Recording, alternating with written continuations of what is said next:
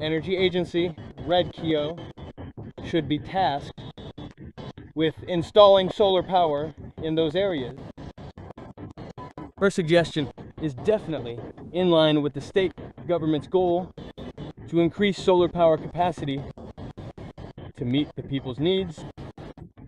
Therefore, rather than just thanking her, I accept the suggestion, and as Energy Minister, I announce here and now that we will set up solar power plants on all the lands handed over by the Endowment Department. This is the second point. On matter that all citizens of the state should be aware of is the impact of severe climate conditions like El Nino, which we are witnessing today. The developments in the West Pacific Ocean resulting from El Nino are currently affecting rainfall in our Telangana state as well. Due to the lack of rain, irrigation projects are short of water, tanks are not filling up, groundwater levels are depleting, and as a result, in the state,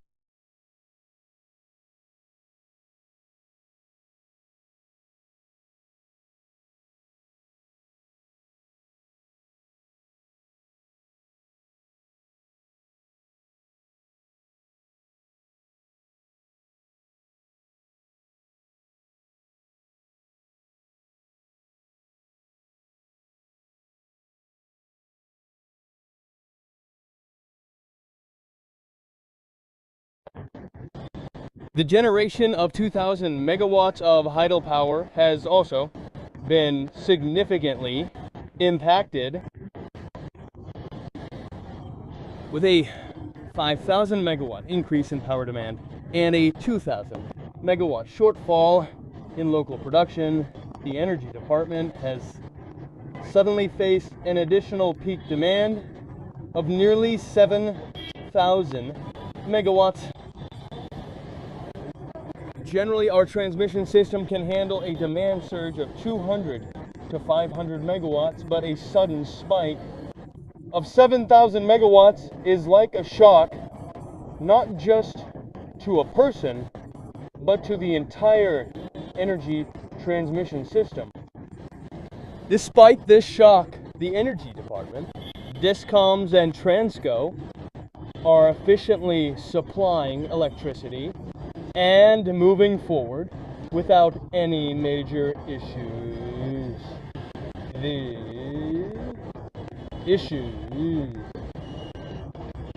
The Energy Department anticipated these developments, prepared plans days in advance, and that is why we are able to withstand this situation.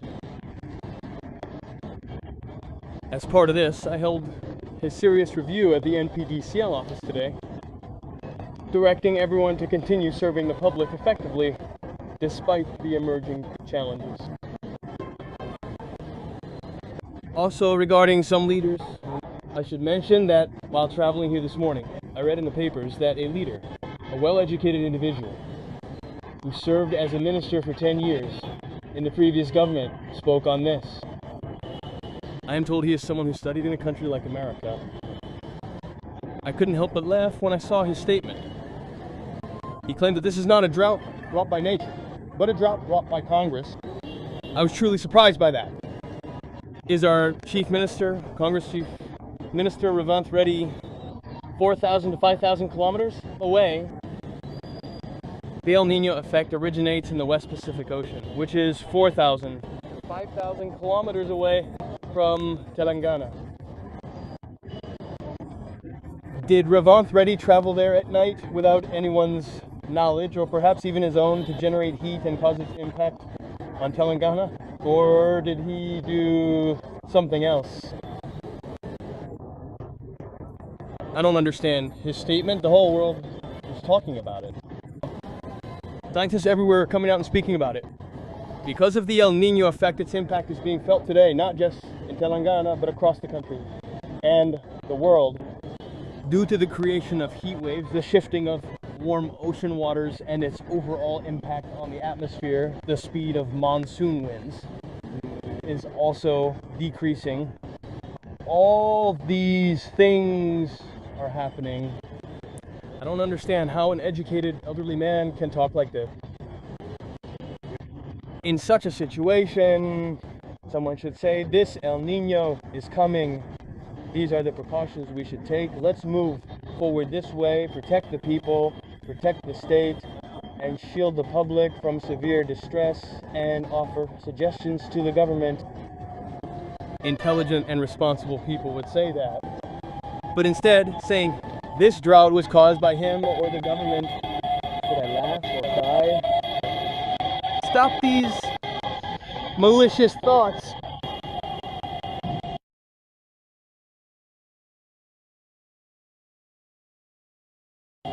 The people are observing. Take note that the people are not naive. They're educated and understand what causes these situations. Just saying whatever comes to your mouth or using the newspapers and channels you built with money earned from 10 years of abuse of power to print whatever you want, the people who read that will only laugh at you. This is not right. I am clearly stating that words yesterday have caused fear among the people. Yeah.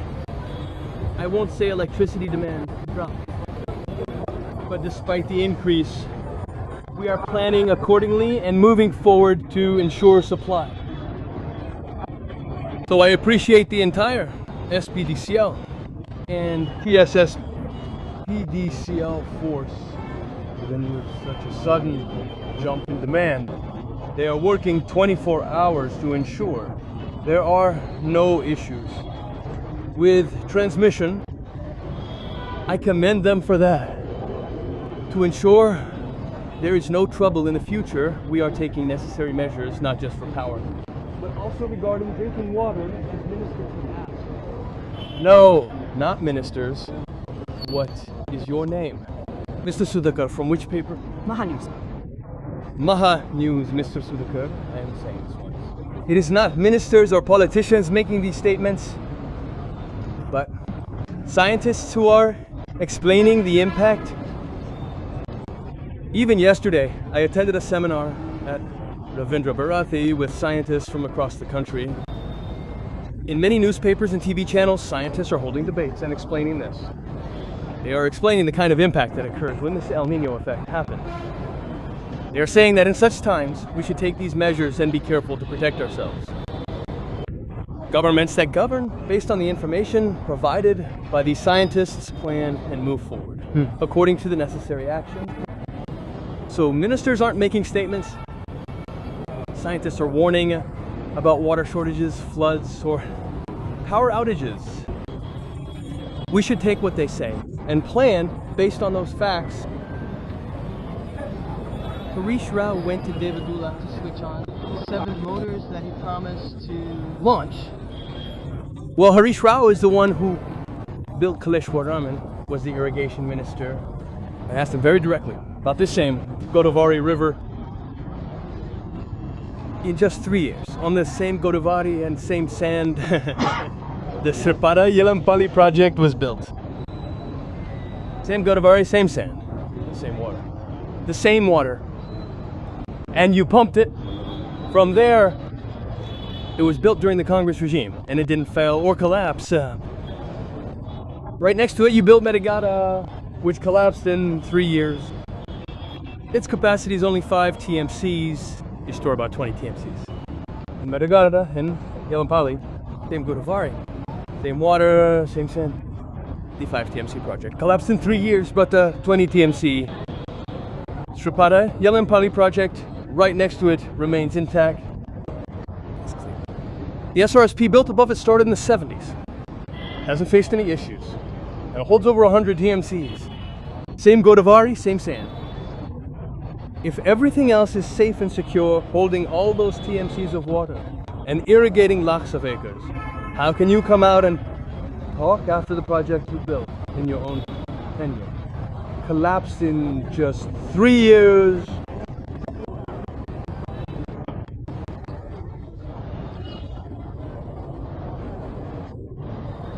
The one who couldn't do it didn't do it. Well, you saw what he did while being minister for years. If we give him another 3 months or some other opportunity, we will have to find out what else is left. I will tell you the story. 1 minute, all of us, you or us, we appoint experts as employees in various departments in this state government. If the chief minister or ministers go to universities to teach lessons, it won't be effective for the students. Only professors can teach those subjects. It is better if teachers teach in schools. We appoint them, but they are the experts and they should be the ones teaching. Similarly, in the engineering department, if engineers design and work according to their decisions, those structures remain stable. If we make the decisions ourselves and build, we end up with something like Kaleshwar. So experts in every department must do the work they are supposed to do. Mining should be handled by mining engineers. If you or I go and dig, it's like electricity. People who understand electricity should handle it. If someone else tries to touch it, like plugging in a charger, anyway, there is a program in Kishampuram until 4:30 or 5 o'clock. I will inform you all. Please, Kishampuram at 4:30. Therefore, 132 Nani Rajendra Garu specifically requested a 33 kV substation as well. TPDCL officials also surveyed it, and since the demand is at that level, they requested it. We mentioned in the review meeting that we would immediately sanction the 33 kV substation from Transco. Likewise, Nagaraju Garu asked for some substations, and we will sanction those as well. Konda Soraka Garu requested substations in her constituency, and she also took an important decision as the Honorable Minister for Endowments. We have decided to use the misused temple lands across the state to generate income for those temples, protect the lands, and install solar power. So we will dedicate those lands to solarization. They suggested that through NREDCap, the renewable energy agency provided by the state government, solar power should be installed in those regions. Their suggestion is definitely well aligned with the state government's direction to increase solar power capacity according to the people's needs. Therefore, rather than just thanking them, I accept this, and as the energy minister, I declare here that no matter how much land they hand over in the future, I will ensure solar power plants are installed on all temple land. This is the second point. Furthermore, something all the people of the state need to know is that today we are witnessing a phenomenon where something like El Nino is severely impacting the weather in certain specific conditions. This El Nino is caused by developments in the West Pacific Ocean, and because its impact is set to increase further,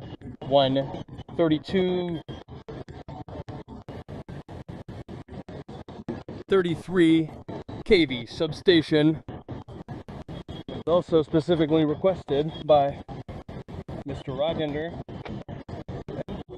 APEF DCL officials have already surveyed it and stated that there is sufficient demand. So I announced in the review meeting that a 133 kV substation will be sanctioned immediately. Similarly, Mr. Nagaraju asked for some substations, and we will sanction those as well. Mrs. Sureka also asked for those in her constituency, and as an honorable minister, there was another important decision.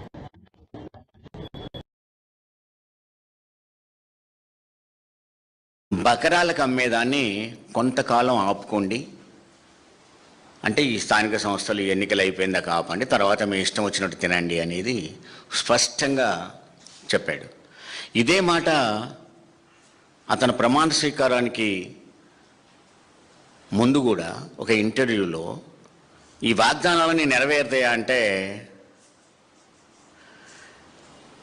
నేను కడుపు కట్టుకొని సంవత్సరం ఉంటే చాలు ఈ మొత్తం నెరవేరుతాయి అన్నాడు. అంటే తను లంచాలు తినకుండా కడుపు కట్టుకొని ఒక్క సంవత్సర కాలం పాటు ఉంటే మొత్తం వాగ్దానాలు నెరవేరుస్తా అన్నాడు. ఇప్పుడు వాగ్దానాలు నెరవేర్చట్లేదు అంటే కడుపు కట్టుకోవడం మానేసినవా అని అర్థం వస్తుంది. మానేసి ఎకరాలు కొని నీ బకరాలతో కింద ప్రజలకు అమ్మిస్తున్నావా అనేది స్పష్టంగా అర్థమవుతా ఉంది. అందుకని అతను ఏం చేశాడు, హోమ్ మినిస్టర్ కూడా తన చేతిలో పెట్టుకున్నాడు. విద్యాశాఖను తన